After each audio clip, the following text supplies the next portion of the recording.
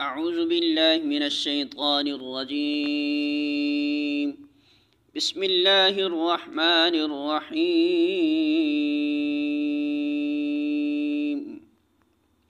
ومن اہل الكتاب من ان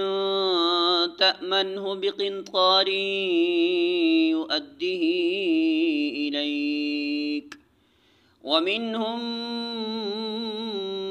من إن تأمنه بدينار لا يؤده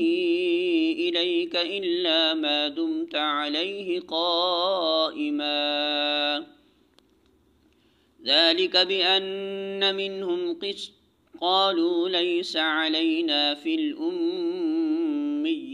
سبيل ويقولون على الله الكذب وهم يعلمون۔ سورہ آل عمران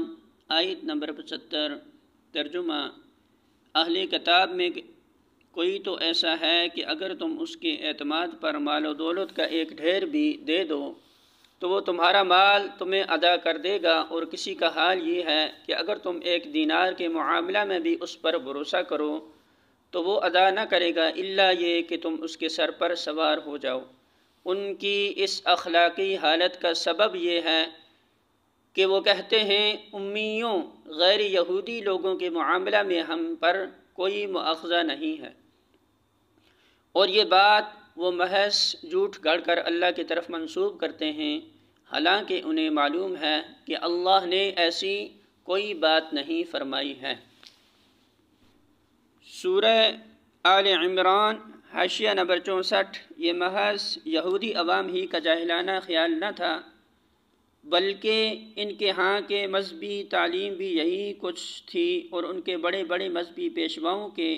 فقہی احکام ایسے ہی تھے۔ بائبل قرض اور سود کے احکام میں اسرائیلی اور غیر اسرائیلی کے درمیان صاف تفریق کرتی ہے۔ استثناء تلمود میں کہا گیا ہے کہ اگر اسرائیلی کا بیل کسی غیر اسرائیلی کے بیل کو زخمی کر دیں تو اس پر کوئی تاوان نہیں، مگر غیر اسرائیلی کا بیل اگر اسرائیلی کے بیل کو زخمی کرے تو اس پر تاوان ہے۔ اگر کسی شخص کو کسی جگہ کوئی گری پڑی چیز ملے تو اسے دیکھنا چاہیے کہ گرد و پیش آبادی کن لوگوں کی ہے۔ اگر اسرائیلیوں کی ہو تو اسے اعلان کرنا چاہیے، غیر اسرائیلیوں کی ہو تو اسے بلا اعلان وہ چیز رکھ لینی چاہیے۔ ربی اسماعیل کہتا ہے کہ اگر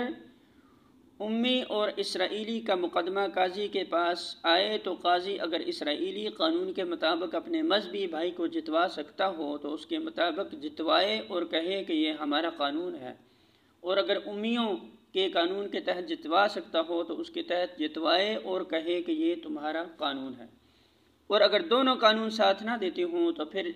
جس ہیلے سے بھی وہ اسرائیلی کو کامیاب کر سکتا ہو کرے۔ ربی شموائل کہتا ہے کہ غیر اسرائیلی کے ہر غلطی سے فائدہ اٹھانا چاہیے